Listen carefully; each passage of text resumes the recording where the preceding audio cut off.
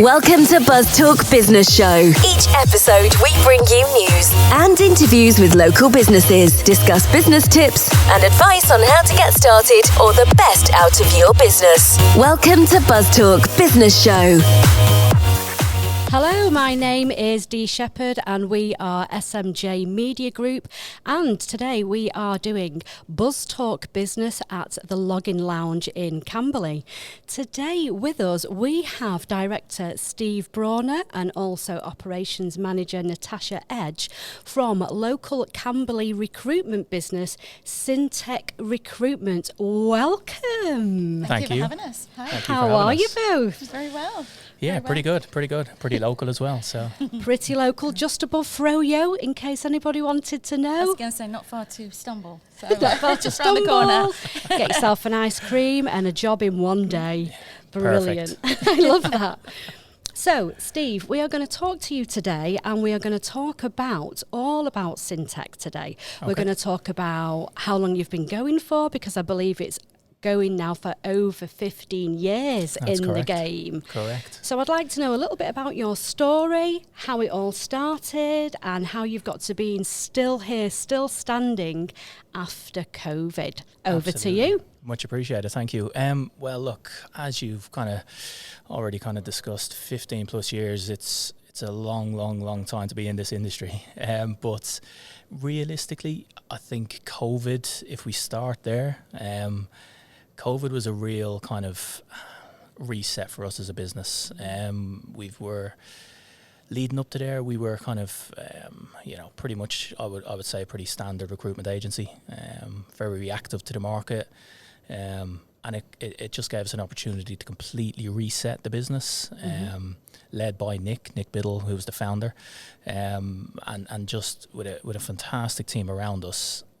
It just, the opportunity that it presented itself with was fantastic. In terms of, it gave us an opportunity to look across the business, look at all our clients, look at what we offer them, and really look at, are we bringing true value add to the recruitment market? And to be fair, we could, like everything, we could do everything better. Even if it's 1% better, we could genuinely look at everything and really streamline the business. And with that, we kind of collectively sat in a room together. It was myself, it was Nick, and it was Zach, who kind of sat together and said, look, what are we going to do? This is upon us now. Here's the rules that the government have laid out for us. What do we do? What's the plan moving forward? And I said, guys, look, the one thing I cannot do is just survive through this as a business.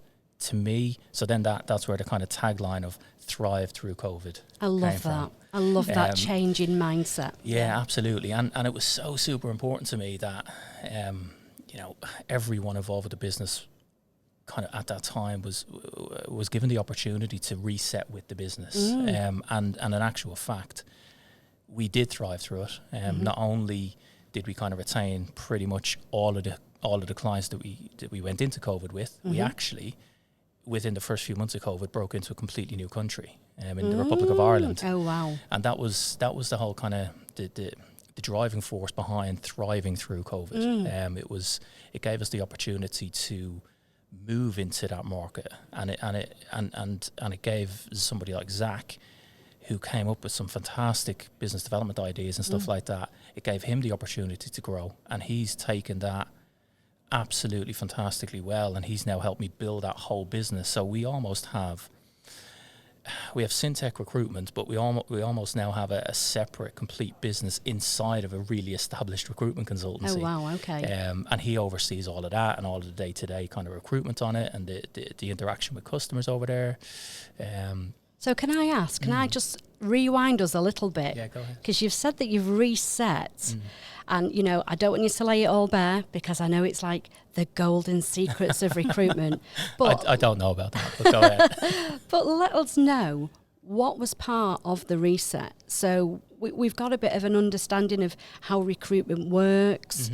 So how did you have to change to be able to now thrive in that situation rather than just survive? The key thing to us and for us to really thrive through it was the ability to be agile in the business, and that goes down to every single decision. So when you walk into the office on a Monday morning and there's literally nobody there and there's nobody on the streets, and you're kind of thinking, wow, what do we do here? What do we need to change? Well, literally pretty much everything. Wow. Down to how we structure the amount of visits we're going to go on. What does that look like? How are we gonna be able to still be, because recruitment is real face to face, right? It's people buy from people, and sitting across a table from decision makers in businesses, if you're trying to win business or grow business, is absolutely critical. But how do we do that? How do we change that? And to be fair, we never really heard of Microsoft Teams or Zoom or anything. So one of the first things we've done, and it sounds really simple now because the world and everyone else is using it, that was the first thing we done. We set up something whereby we could just literally still have a visual with a customer, because it's so important. Yeah. So we were able to book appointments, which is something we'd never really done before, and that sounds silly as well. But booking new appointments to go on, instead of going to site visits, we actually got the opportunity to sit in front of customers over Microsoft Teams or Zoom. So that was one different way we became agile and changed. One of the other key things was just looking at our day-to-day work and just our workload and seeing where we can really streamline it, and I'll use a phrase here because we're engineering and manufacturing and aerospace and stuff, lean our whole methodology up. Nice. That was key for us. And that looks at everything you do and how can you incrementally do that a little bit better, even if it's 1% quicker, 1% more efficient. And ultimately the end goal is to deliver fantastic candidates to brilliant businesses. And that's our job. And looking at everything, we just completely streamlined it. And we still managed to get face-to-face, even though it was over a Teams or even though it was over a Zoom. Okay. So when you say you went lean, was that also going deeper into the process and recognising what it is that needs to stay in the process and what essentially was a little bit of a time waster part of the process? Yeah, absolutely. That's exactly what I'm saying. But also going much, much, much deeper, because everyone going into COVID, it was going to end at some point, right? And we were going to come out the other side. And there was no point in walking into COVID as a business saying I want to thrive and having a surface level statement like that without looking at the business as a whole and saying, well, actually, we're looking to thrive through it. What about our clients? Because maybe they're going to have to make people redundant, but if they're looking to thrive through it and they're losing anywhere from, any 1% to 20% of their staff, how are they going to replace them really quickly if things turn quite quickly afterward, which for a lot of our clients it has. It's then about getting ahead of it. So it's then sitting and having different consultative approach to recruitment and saying, look, obviously you're not going to look to recruit over the next month or two, but what happens if you lose 10% of your workforce? What happens if you lose 20% of your workforce? What's the kind of comeback plan here? What kind of time frame are you putting on it? How can we help? How can we assist? Now that you've had a chance to reset as a business, what does the recruitment landscape look like for you? What were you not happy with from us before? Because that's one of the key things for me. Any meeting I sit in with any customer, any client or any partner or any prospect, one of the first things I'll ask is, what can we do better? Because it's all well and good kind of patting ourselves on the back and asking what we're really good at, right? That's nice to hear sometimes, but I'm more interested in what we're not doing fantastically well. Where are we falling down? Where's our kind of weak points? Because you're only ever really as strong as your weakest point, right? Agreed. So for me personally, being agile and looking at a business as a whole, it wasn't just about how we were going to lean internally and how we were going to streamline internally. For us, it was also saying, what can we do as an offering, and what are our clients looking for from us, and what's their comeback plan? And what that led to was a different conversation and questions they weren't asked before, because the whole thing about one of the things about COVID with from a client perspective with us was everyone was just worried about their jobs. Everyone was worried about how they survive. And when you just drop a different level of question in there, it just gets them thinking and it gets them talking about something different. And that was so important by saying, look, we're all completely aware of what's going on in the world. We're all completely aware of the government rules. But Really hard. yeah, It sounds also as though during this journey you went from being a recruitment company to a consultancy coaching partnership as well, whereas not only were you just now fulfilling, the jobs are rolling in, the landscape's changed, Absolutely. the way that we're working in business has changed, but it sounds as though you were really able to excel in your expertise and really show those established relationships that you'd got, why they'd got that relationship with you. 100%, absolutely, and it forced us, and I'm not kind of ashamed to admit that, it forced us into being better in everything, better in every department, in communication, and that sounds silly being in recruitment because communication is key, right? But it just forced us into this whole new world of just being better at absolutely everything we do, and it was. Don't get me wrong, I'm glad we're through the other side, but looking back on it, it was a proud moment as someone who's part of the leadership team in the business. It's a proud moment to be able to thrive through something like COVID, and still keep our clients, and all we've really done since then is accelerate and add a lot more businesses, a lot more partners to our portfolio. And I imagine that these conversations that you had, especially with those high-level business people also, I imagine that then they would then talk to their other colleagues within different companies within the same sector and say, I'm getting a different service here. Correct. Absolutely. And that's the key. That's the key for us is not being too pushy. It's not sales, it's realistically anymore. It's more consultative approach. It's literally sitting with people and saying, look, what's your pain point? What are you struggling with? Talk to me about, trust me and talk to me about where you're really struggling to hire that perfect person. And that's your starting point. And once you do a great job, you'll be surprised how many other people contact us now to say such and such has gotten such, and we've had a referral from A, B or C. It's fantastic. It really is. And to be fair, none more so than over in the Republic of Ireland. It's so old school like that, and in a fantastic way.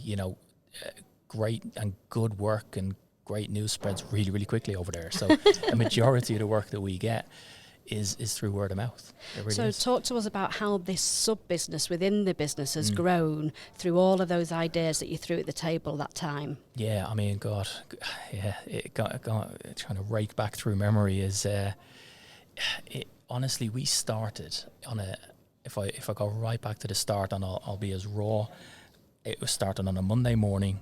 I remember I had a very large black coffee in my hand, and I literally rang, and it was cold calling, old school sales, cold calling. And I was ringing just to say, I was ringing all these businesses across the country in Ireland, all engineering, all manufacturing, all kind of medical device, aerospace, all the stuff we do. And I was just introducing myself and saying, look, if we could offer you something like this, I'm not saying we are, I'm not saying we can, but if you could work with a partner that offered you not just recruitment solutions in terms of reactive, so Steve, I need a mechanical design engineer for 6 weeks on this assignment. Not just that, not reactive. What if you could work with a partner that was more proactive? We'll fix your problem.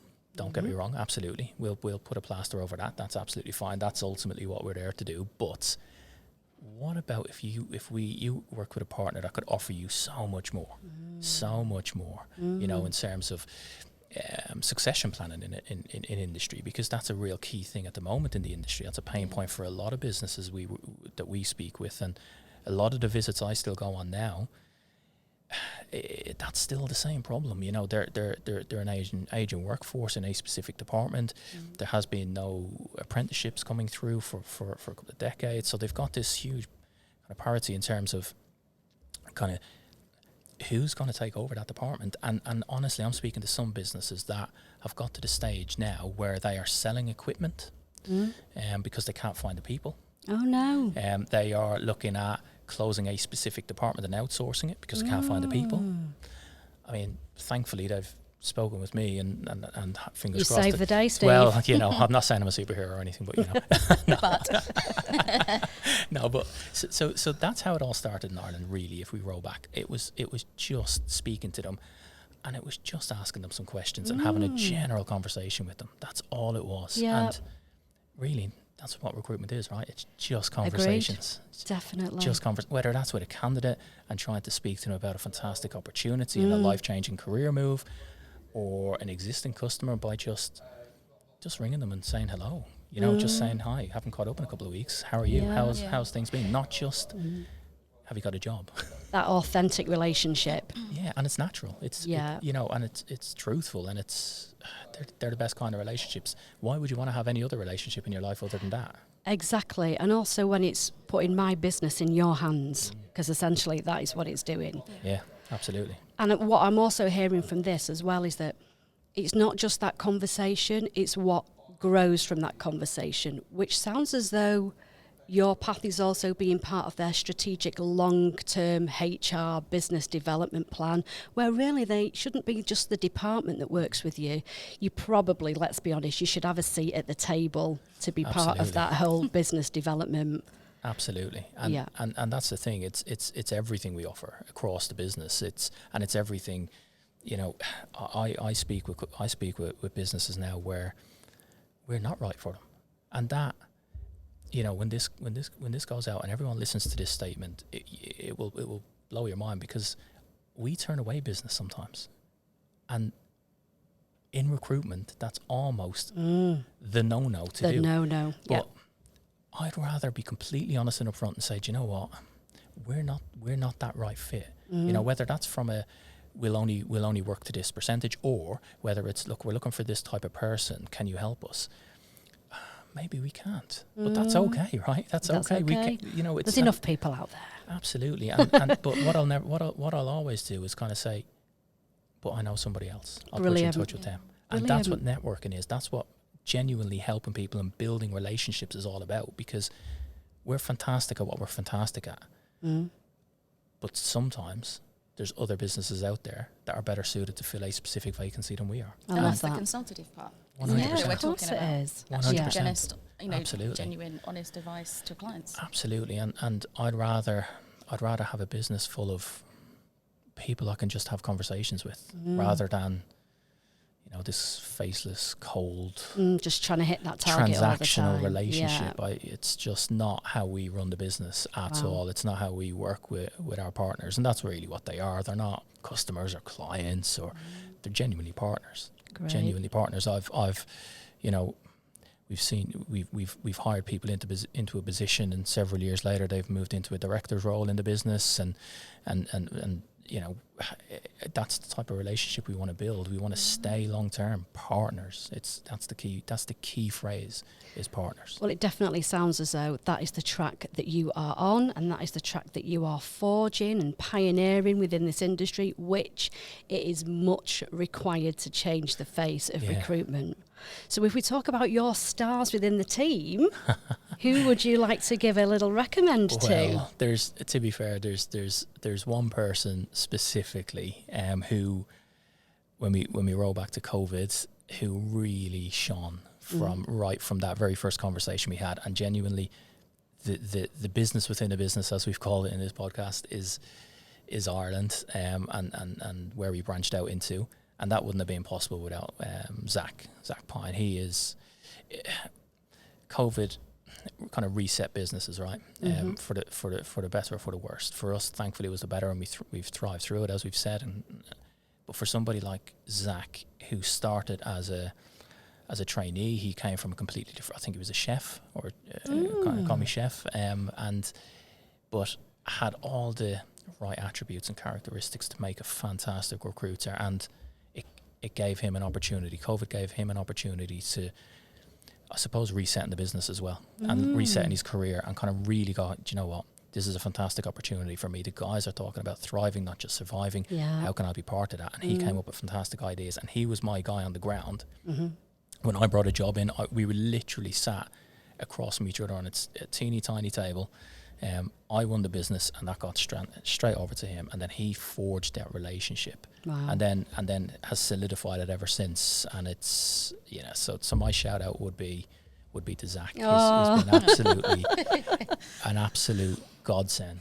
I love that. Godsend. I love that. And I love that you've both found your strengths and you work to your strengths in the business. And it's like, I've got this, now I give it over to you to nurture. And the fact that there was an opportunity that you saw that skill set and Zach came to you and you were like, actually, your job title says you're a chef, because everybody nowadays says, what's your name and what do you do? And it's just like, no, it's not what I do, it's who I be. Yeah. And you're like, you're so much more than your job title. 100%. And that should never, ever, ever hold anybody back. You know, a job title is just exactly that.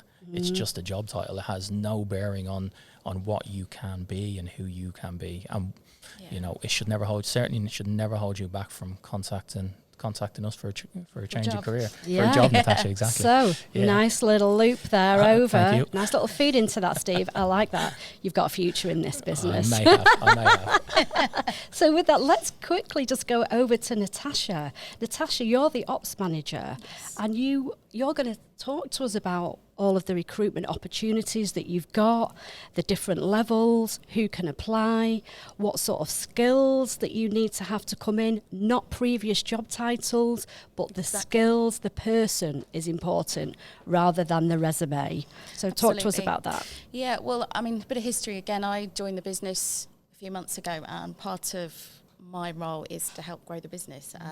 Like Steve said, you know, post-COVID, the business has grown, so we now have an actual resourcing team. It's not just the 3 people around a table. So the business has grown for the better. We've got some great people on board, but a lot of those started as trainee resources, and that's something I think that I am very passionate about, people coming from all different backgrounds, you know, jobs, age, men, women, whatever. Anyone can do recruitment with the right mindset if you've got that bit of drive, determination about you.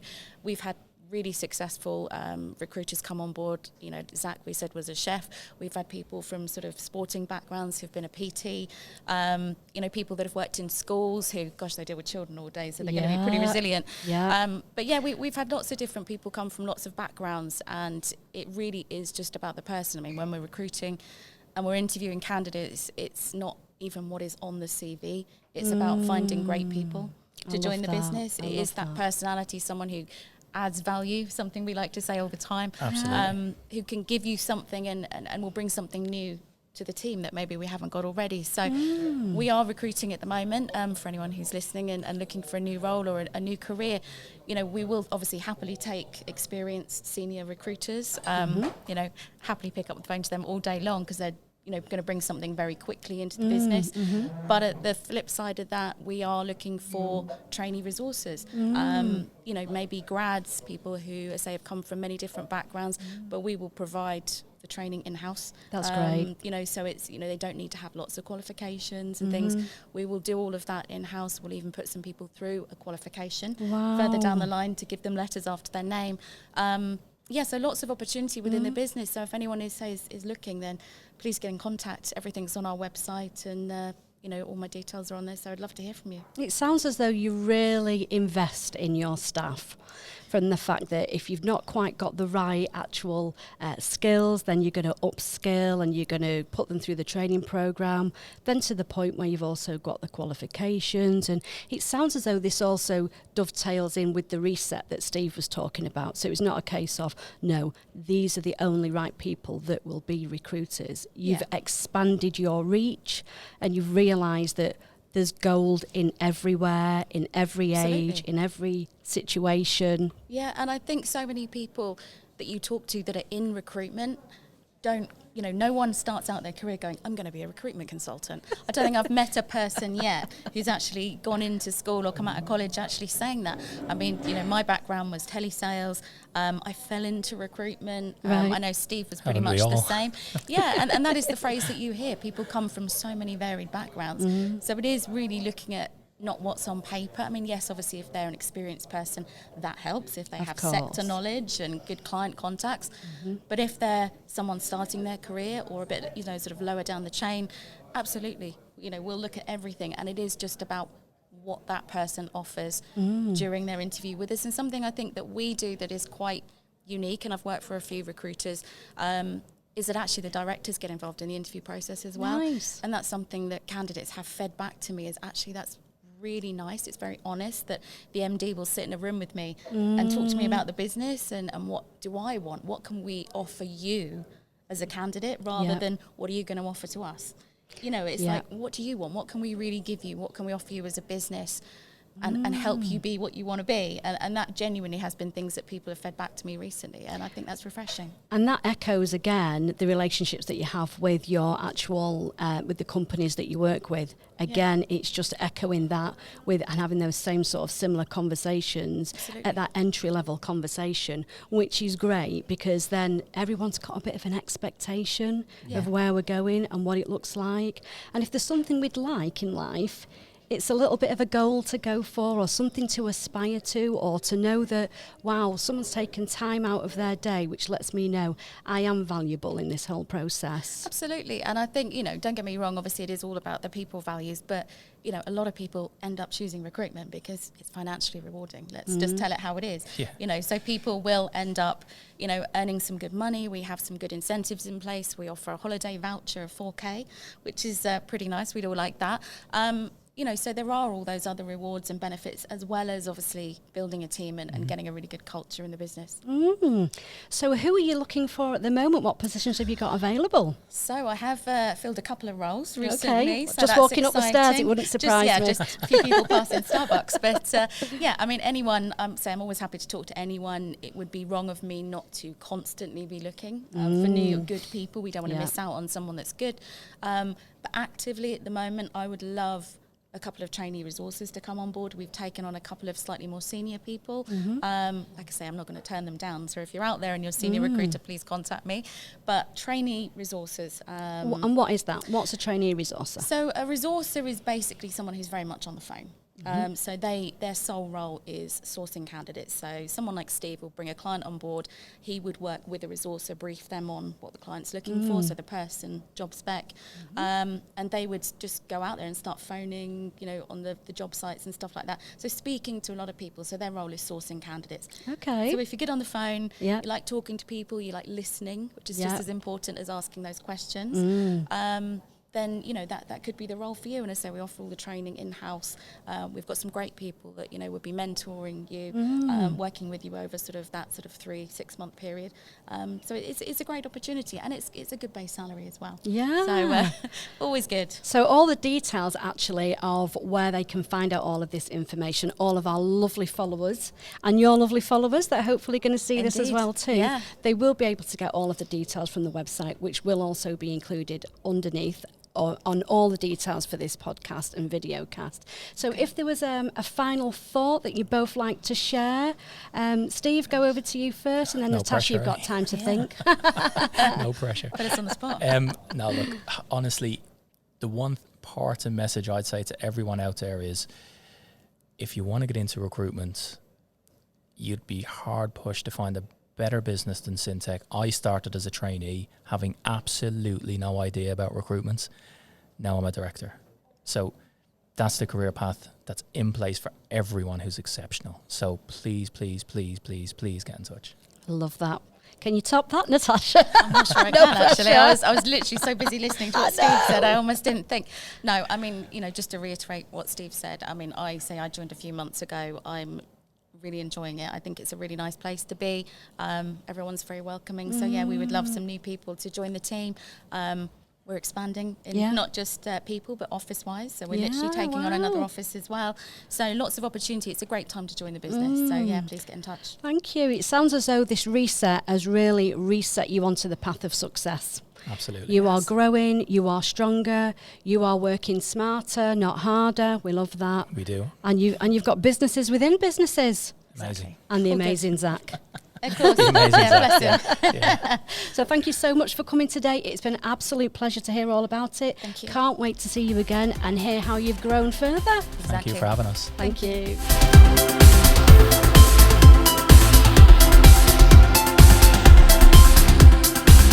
I'm Hayley Sims, and this is my book Dear Anonymous. SMJ Media have been perfect in promoting my book, And if you would like to follow for more content or help out and support, then you can go to buymeacoffee.com/SMJ Media Group.